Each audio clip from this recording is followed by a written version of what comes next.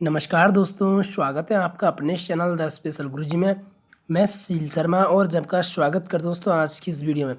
यह वीडियो आपके लिए बहुत ही यूजफुल होने वाली दोस्तों, क्योंकि मैं आज आपसे बात करने वाला हूं आपके साइकोलॉजी मनोविज्ञान जो आपके आपके DEd special education, REET, CTET, UPTET, D triple S भी सभी में आपका इम्पोर्टेंट टॉपिक है अभिवृद्धि और विकास, ग्रोथ एंड डेवलपमेंट। तो यहाँ इसके डेफिनेशन, इसके उदाहरण समझेंगे और वृद्धि विकास के जो प्रमुख सिद्धांत दिए गए हैं तो उनके बारे में डिटेल से पढ़ेंगे। ज़रूर पूरी आपको वीडियो एंड तक देखनी है, तभी जाके वीडियो आपको अच्छे समझ में आएगी और आप इस वीडियो को लाभ उठा पाएंगे दोस्तों।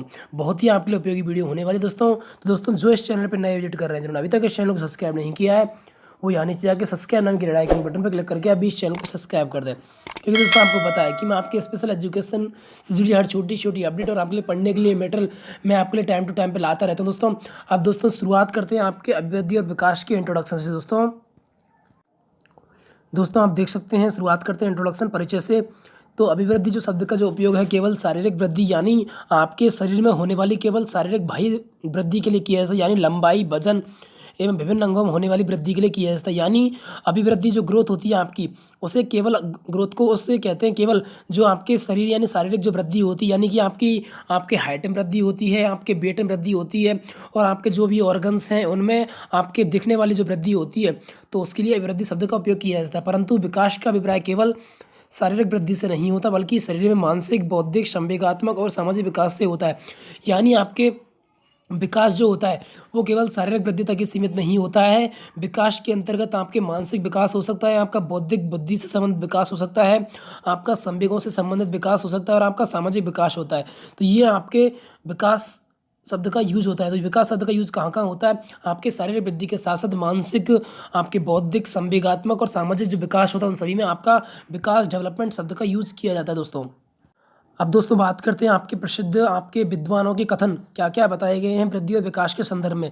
तो फ्रैंक महोदय जो आपके साइकोलॉजिस्ट थे, तो उनके द्वारा कथन दिया गया था। ये आपके कथन जो है बहुत इंपॉर्टेंट है, आप इन्हें याद कर सकते हैं। आपके डायरेक्ट कंपटीशन एग्जाम में यहाँ से डायरेक्ट क्वेश्चन देखने को मैं आपको मिल सकते हैं दोस्तों। फ्रैंक महोदय का आपका कथन है अभिवृद्धि को लेकर, तो कोशिकीय गुणात्मक वृद्धि ही अभिवृद्धि है। तो यहाँ फ्रैंक महोदय ने क्या बताया गया है कि कोशिकाओं में होने वाली गुणात्मक वृद्धि ही आपकी अभिवृद्धि है। इसी तरह हरलॉक आपके द्वारा आपका कथन दिया गया है विकास केवल अभिवृद्धि तक ही सीमित नहीं होता, यह तो परिपक्वता की दिशा में होने वाले सभी परिवर्तनों का प्रगतिशील क्रम है, जिसके द्वारा बालक में नई नई विशेषताएं एवं योग्यताएं प्रकट होती हैं। यानी इसमें बताया गया कि जो आपकी ग्रोथ होती है, अभिवृद्धि जो होती है, उस तक ही आपका विकास सीमित नहीं है। विकास तो आपके परिपक्व जो आप जब तक आप मैच्योर हो जाएंगे तब तक परिपक्वता की दिशा में होने वाले परिवर्तनों का प्रगतिशील क्रम है, जिसके द्वारा बालक में नई नई विशेषताएं एवं योग्यताएं प्रकट होती हैं। ये थे आपके इंपॉर्टेंट विद्वानों के कथन दोस्तों। अब बात करते हैं इनके प्रमुख सिद्धांतों के ऊपर दोस्तों। प्रसिद्ध यहाँ प्रमुख सिद्धांत दिए गए हैं वृद्धि और विकास से रिलेटेड। तो पहला आपके सामने सिद्धांत है प्रिंसिपल ऑफ कॉन्टिन्यूसनेस, यानी निरंतरता का सिद्धांत, निरंतर गति का सिद्धांत।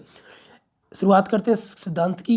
तो इस सिद्धांत के अनुसार विकास की जो प्रक्रिया है अविराम गति से निरंतर चलती रहती है, पर यह कभी तीव्र और कभी मंद होती है। उदाहरणार्थ, प्रथम 3 वर्षों में बालक के विकास की प्रक्रिया बहुत तीव्र होती है, उसके बाद मंद पड़ जाती है। इसी प्रकार शरीर के कुछ भागों का विकास तीव्र गति से और कुछ का मंद गति से होता है, पर विकास की प्रक्रिया चलती अवश्य रहती है, जिसके फलस्वरूप व्यक्ति में कोई आकस्मिक परिवर्तन नहीं होता है। यानी इसमें बताया गया है कि जो आपका निरंतरता का जो सिद्धांत है उसके अंतर्गत आपकी विकास, डेवलपमेंट की जो आपकी प्रोसेस होती है वो आपके सतत प्रक्रिया है, अविराम गति से चलती रहती है, कभी रुकती नहीं है, कभी विराम नहीं लगाती है। तो इस तरह से आपकी निरंतर चलती रहती है।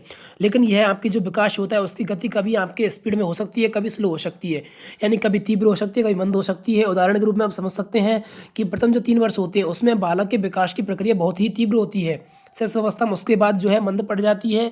इसी प्रकार शरीर के कुछ भागों का विकास तीव्र गति से और कुछ का मंद गति से होता है, पर विकास की प्रक्रिया अवश्य चलती है। यानी आपका विकास तेज हो सकता है, धीरे हो सकता है, लेकिन जो प्रक्रिया है वो हमेशा चलती अवश्य रहती है अविराम गति से। स्किनर के शब्द में बताया गया नीचे कि विकास प्रक्रियाओं की निरंतरता का सिद्धांत केवल इस तथ्य पर बल देता है कि शक्ति में कोई आकस्मिक परिवर्तन नहीं होता है, यानी आपका विकास निरंतर चलता ही रहेगा और कभी रोकने वाला नहीं है दोस्तों। अब बात करते हैं सेकंड आपके सिद्धांत की दोस्तों।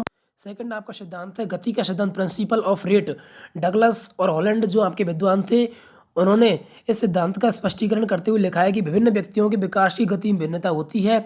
यह भिन्नता विकास के संपूर्ण काल में यथावत बनी रहती है। उदाहरणार्थ, यदि जो व्यक्ति जन्म के समय लंबा होता है वह साधारणतः बड़ा होने पर भी लंबा रहता है, और जो छोटा होता है वह साधारणतः छोटा ही होता है। यानी आपके प्रिंसिपल ऑफ रेट के सिद्धांत के अनुसार बताया है डगलस होलैंड ने कि जो व्यक्तियों में विकास की गति में भिन्नता होती है विभिन्न व्यक्तियों में, और ये जो भिन्नता होती है वो संपूर्ण काल में यथावत बनी रहती है। यानी जो बालक जन्म के समय लंबा है तो वह साधारणतः बड़ा होने पर लंबा ही रहता है, और जो छोटा है वह साधारणतः छोटा रहता है, और जो मोटा है जन्म के समय तो बड़ा होने पर या परिपक्व होने पर मोटा ही रहता है।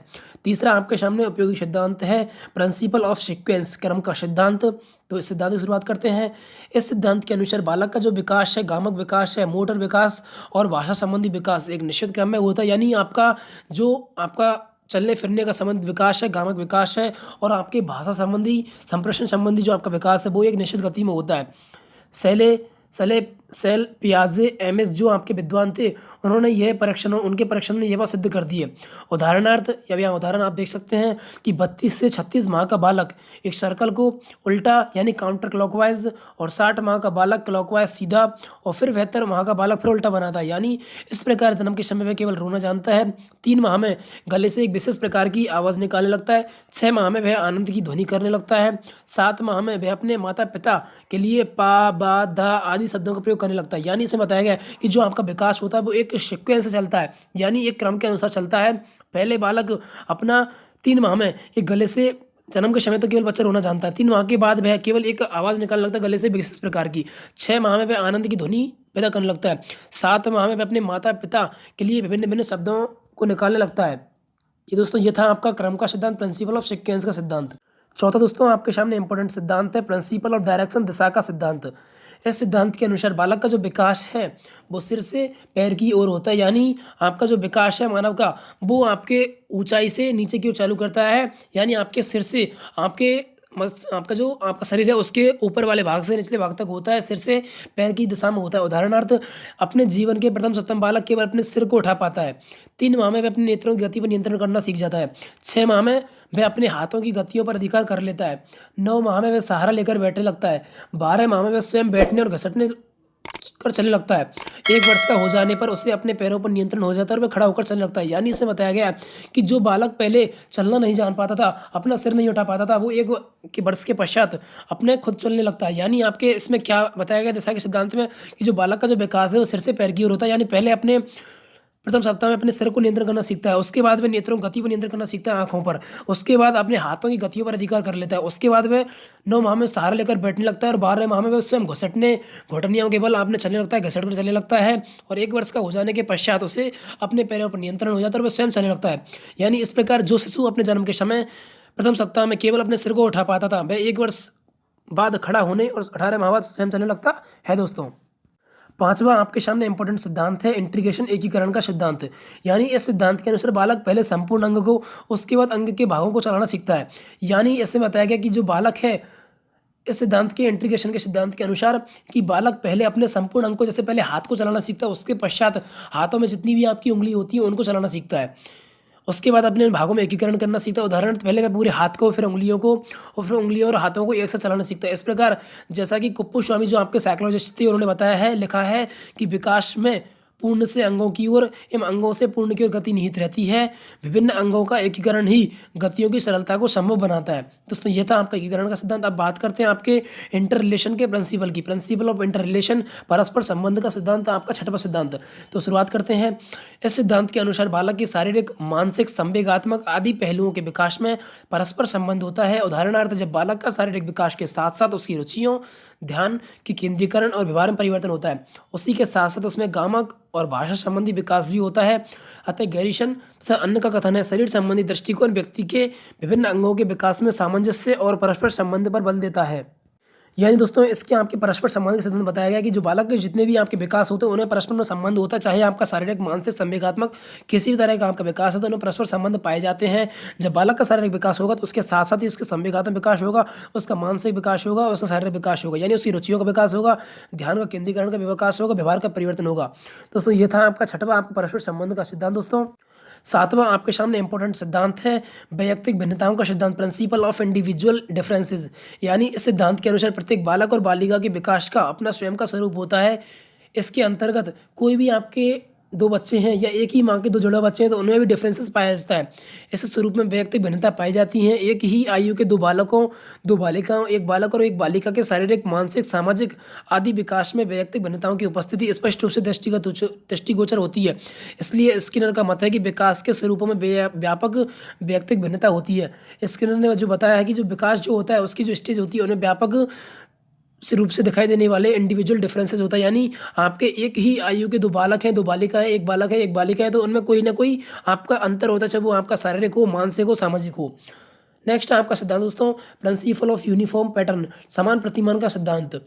इस सिद्धांत का अर्थ स्पष्ट करते हुए हरलॉक ने लिखा है कि प्रत्येक जाति, चाहे वह पशु जाति हो या मानव जाति, अपनी जाति के अनुरूप विकास के प्रतिमान का ही अनुसरण करती है। उदाहरणार्थ, संसार के प्रत्येक भाग में मानव जाति के शिशुओं के विकास का प्रतिमान एक ही है और उसमें अंतर होना किसी प्रकार का संभव नहीं है। यानी इस सिद्धांत के अनुसार बताया है कि चाहे आपकी कोई सी भी जाति है, चाहे आपकी पशु जाति है, चाहे मानव जाति है, तो वह अपनी जाति के अनुसार ही प्रतिमान का अनुसरण करती है। नेक्स्ट दोस्तों आपका नौवा आपके सामने सिद्धांत है दोस्तों, principle of general and specific response, यानी विशिष्ट और आपके सामान्य प्रतिक्रियाओं का सिद्धांत। इस सिद्धांत के अनुसार बालक का जो विकास है सामान्य प्रतिक्रियाओं की ओर होता है। उदाहरणार्थ, नवजात शिशु अपने शरीर के किसी एक अंग का संचालन करने के पूर्व अपने शरीर का संचालन करता है और किसी विशेष वस्तु की ओर संकेत करने से पूर्व अपने हाथों को समान रूप से चलाता है। हरलॉक का कथन है कि विकास की सभी अवस्थाओं में बालक प्रतिक्रिया विशिष्ट बनने से पूर्व सामान्य प्रकार की ओर होती हैं। यानी इसमें बताया गया है कि जो भी आपका विकास होता है वह सामान्य से विशिष्ट की ओर होता है। पहले बच्चा कोई सामान्य कार्य करना सीखेगा, फिर सामान्य का सहारा लेकर विशेष कार्यों करना सीखेगा। यानी पहले अपने हाथों का संचालन करना सीखेगा, उसके बाद ही हाथों से कोई क्रिया करेगा। अंतिम आपका 10वां सिद्धांत है वंशानुक्रम और वातावरण की अंतर क्रिया का सिद्धांत, principle of interaction of heredity and environment. यानी इसमें आपको बताया गया है कि जो मानव है इस सिद्धांत के अनुसार बालक का विकास न केवल वंशानुक्रम के कारण और न केवल वातावरण के कारण वरन दोनों की अंतर क्रिया के कारण होता है। यानी आपके दोनों के इंटरेक्शन, हेरिडिटी और एनवायरनमेंट दोनों के आपके अंतर क्रिया के कारण होता है। इसकी पुष्टि स्किनर के द्वारा इन शब्दों में की गई है कि यह सिद्ध किया जा चुका है कि वंशानुक्रम उन सीमाओं को निश्चित करता है जिनके आगे बालक का विकास नहीं किया जा सकता।